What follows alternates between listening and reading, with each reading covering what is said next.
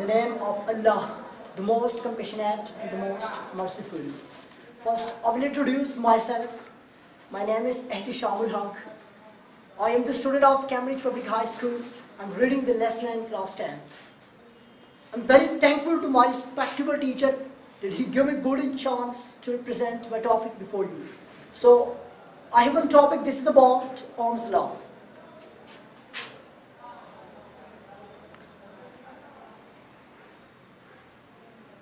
Ohm's law ये एक कानून है जो ओम ने पेश किया है.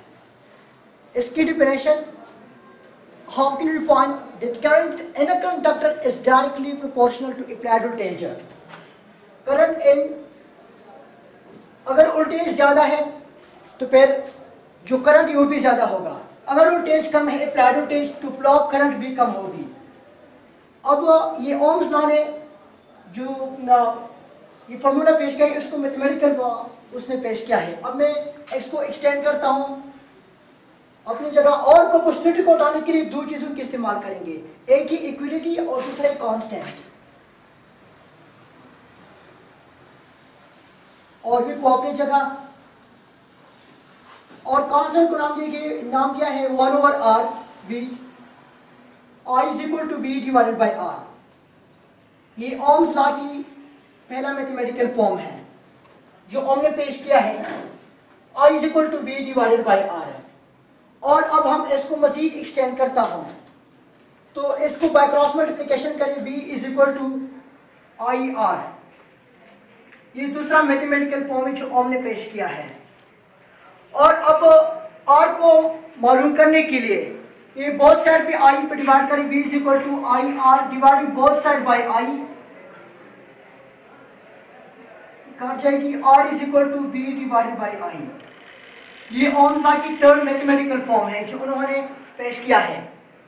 और इस फार्मूले से, इस जो तीसरा फार्मूला है, इससे हम रेजिस्टेंस को भी डिफाइन कर सकते हैं. ये r रेजिस्टेंस को जाहिर करता है. रेजिस्टेंस क्या चीज है, और इससे हम, इस फार्मूले से हम रेजिस्टेंस की डेफिनेशन भी कर सकते हैं. r shows resistance of resistor.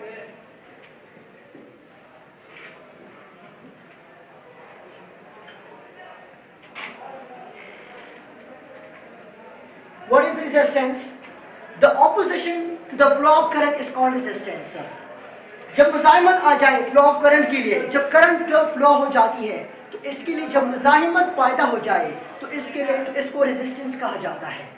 और इसके साथ साथ रेजिस्टेंस अप्लाइड वोल्टेज पर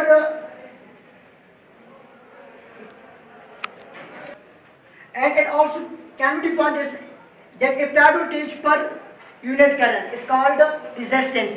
अब unit of resistance, unit of R, unit of R हमारे पास बराबर है unit of potential difference. Voltage और unit of current.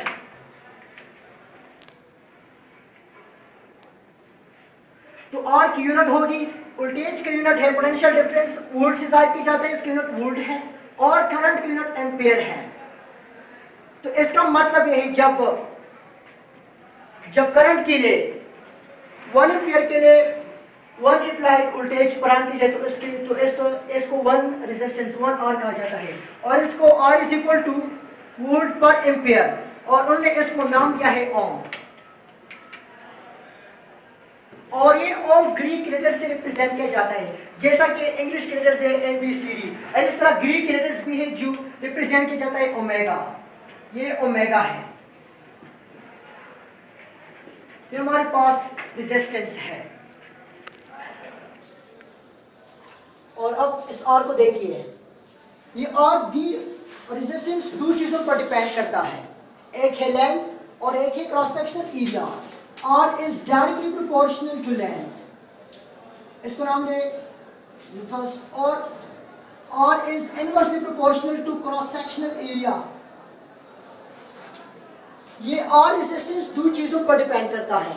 एक है लेंथ और एक है क्रॉस सेक्शनल एरिया. अगर लेंथ ज्यादा है तो रेजिस्टेंस ज्यादा होगा, अगर लेंथ कम है तो रेजिस्टेंस कम होगा, क्योंकि इसके बीच में डायरेक्ट रिलेशन है. It shows proportionality When the length is increased, so the R should be increased. When the R is increased, length should be increased. Now, इन दोनों क्वेश्चन को मैं कंबाइन करता हूँ. R is directly proportional to, इसको common ले लें और proportionality को कॉमन ले लें, L divided by A. इस प्रोपोर्शनलिटी को दोबारा हटाने के लिए मैं दो चीजों का इस्तेमाल करता हूँ, एक ही इक्वलिटी और दूसरा है constant. R is equal to constant L divided by A, और इस कांस्टेंट को नाम दिया गया है रो. L divided by A. तो इस इक्वेशन से इसका पता लग जाता है कि ये रोज गुजार करते हैं, मतलब मीडियम पर भी डिपेंड करता है. तो इसका मतलब ये नहीं कि सिर्फ और दो चीजों पर डिपेंड करता है, जो कि एक लेंथ है और दूसरा क्रॉस सेक्शनल एरिया, बल्कि एक मीडियम पर भी डिपेंड करता है, जो यहाँ पे रो है. अब हम यहाँ पे देखते हैं unit length and cross sectional area. अगर हमारे पास लेंथ 1 मीटर के बराबर है और एरिया 1 मीटर स्क्वायर के बराबर है, तो आप देख लीजिए इसको 1 डिवाइडेड बाय 1.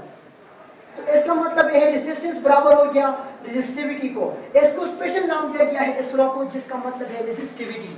इसका मतलब यह है कि ये रेजिस्टेंस तीन चीजों पर डिपेंड करता है, एक है लेंथ, दूसरा है क्रॉस सेक्शनल एरिया और तीसरा है रेजिस्टिविटी, जिसका मतलब मीडियम है.